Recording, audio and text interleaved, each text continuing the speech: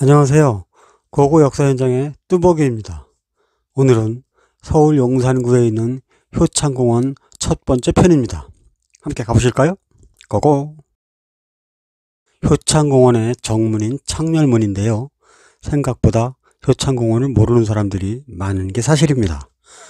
효창공원은 유원지가 아니라 임시정부 요인과 독립운동에 목숨을 바쳤던 선열들이 잠들어 있는 역사의 현장이자 추모 공간입니다.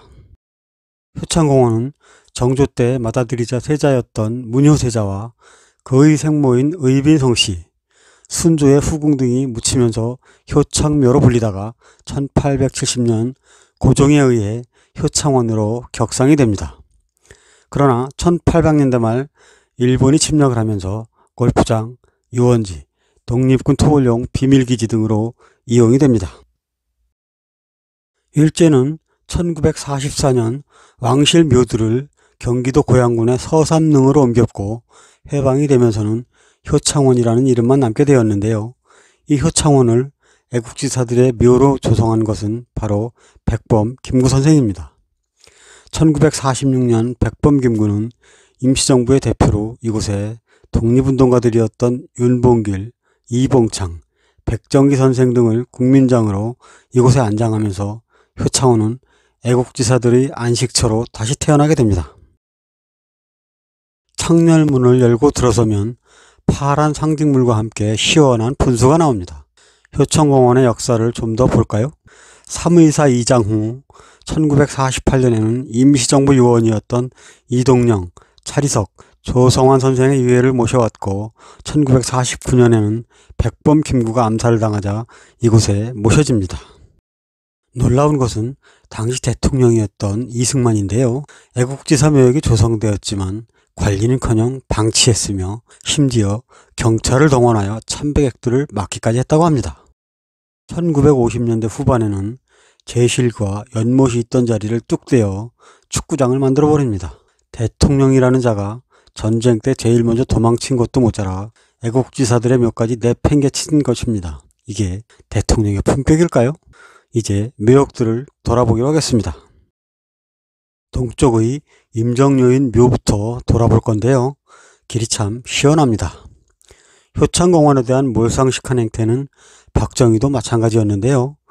군사반란으로 정권을 잡은 그는 골프장 건설을 시도하기도 했고 노인의 건물, 반공기념탑, 송덕비 같은 뜬금없는 시설물들을 세우기도 합니다.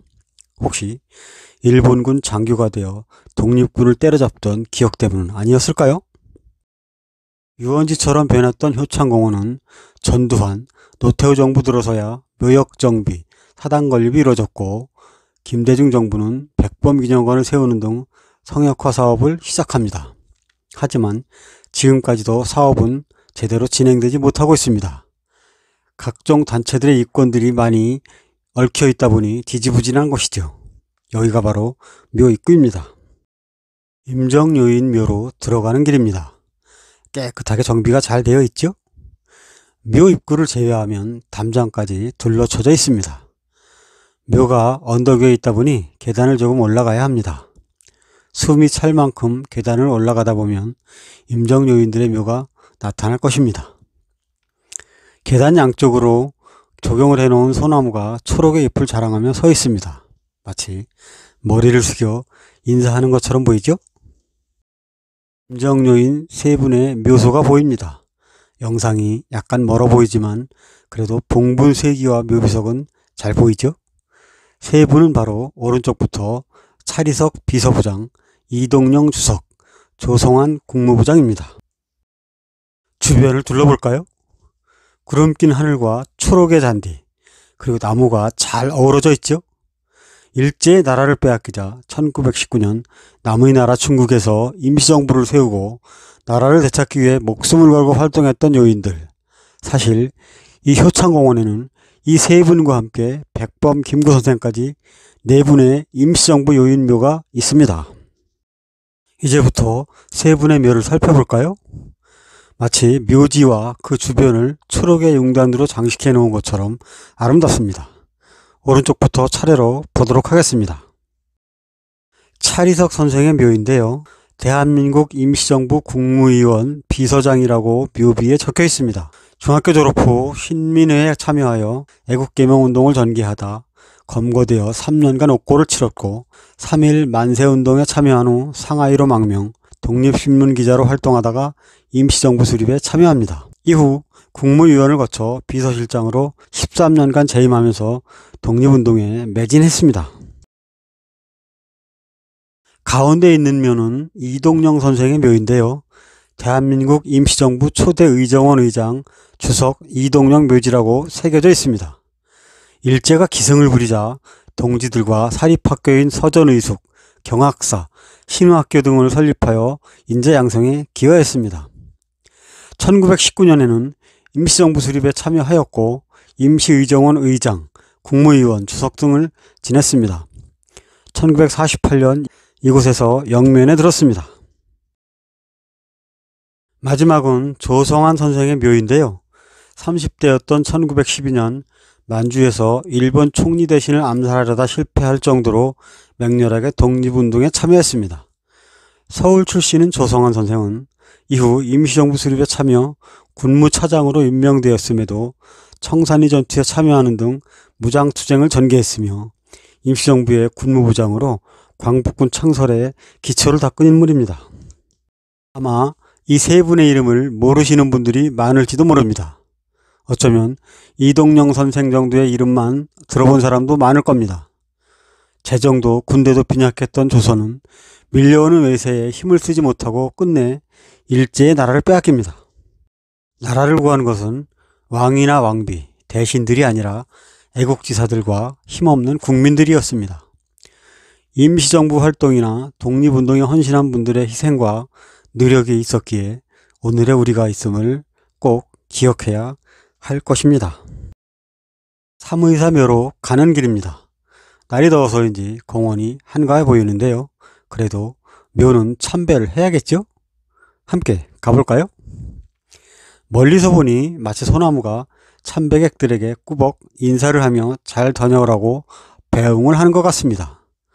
독립운동에 목숨을 바쳤던 의사들을 만나러 가는 길. 가슴이 벅차오르는 것은 무슨 이유일까요?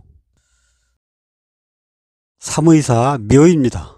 사방으로 나무들이 멋지게 자라있죠? 마치 묘를 보호하는 것처럼 보입니다. 주변의 소나무들과 봉분이 한 폭의 그림을 연상시키죠? 조선시대 이곳은 소나무가 우거진 숲이라고 했는데 이곳만 보면 그 말이 맞는 것처럼 보입니다. 삼의사 묘로 다가가 보도록 하겠습니다. 묘가 또렷하게 보이는데요. 묘비가 4개이고 봉분도 4개면 사의사묘라고 해야 하는 거 아니냐고 말씀하시는 분도 계실 겁니다. 하지만 영상을 조금 더 보시면 이유를 알게 될 겁니다. 묘의 주인은 오른쪽부터 백정기, 윤봉길, 이봉창, 그리고 안중근 의사입니다. 많이 들어봤던 이름들이죠? 한 분씩 살펴보도록 하겠습니다.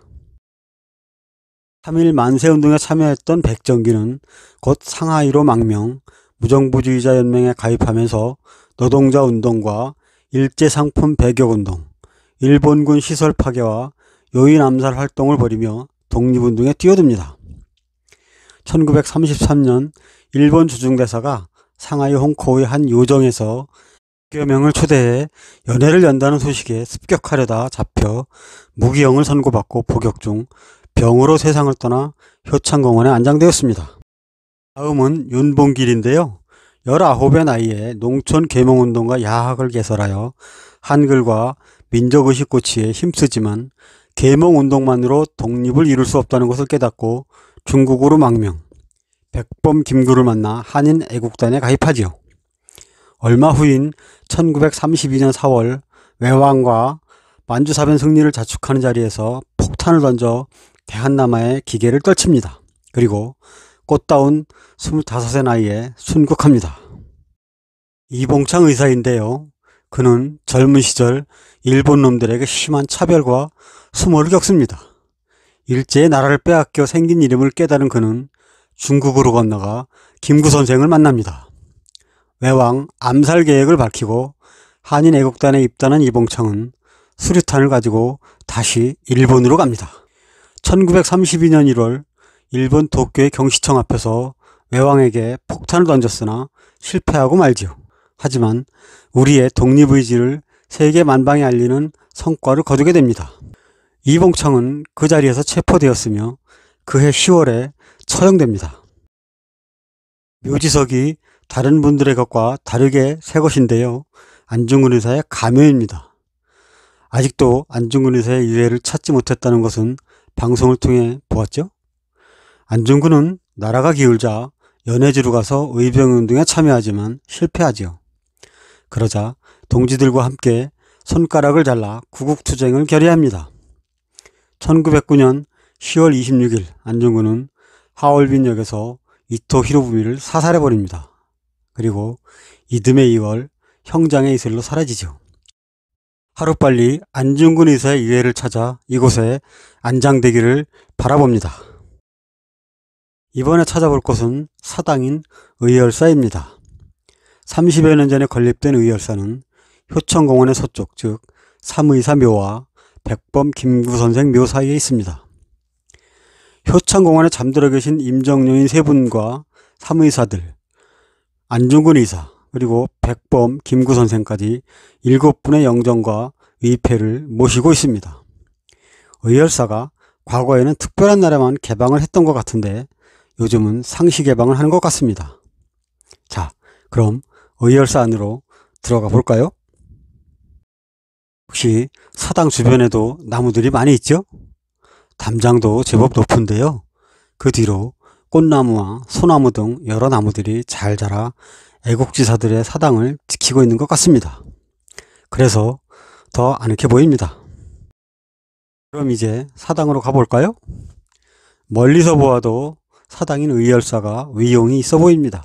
최근에 지어진 건물이지만 그래도 30여 년이 지났으니 연륜이 조금 있어 보입니다. 5칸짜리 팔짝지붕을 한 의열사, 애국지사들을 만나보도록 합니다. 서예에는 문외한이지만 의열사의 필체는 힘이 있어 보입니다. 사당 안에는 큼지막한 애국지사들의 영정사진이 걸려 있습니다. 그리고 그 사진 아래에 위패가 모셔져 있습니다. 짱 익숙한 사진이죠? 안중근 의사 영정사진입니다.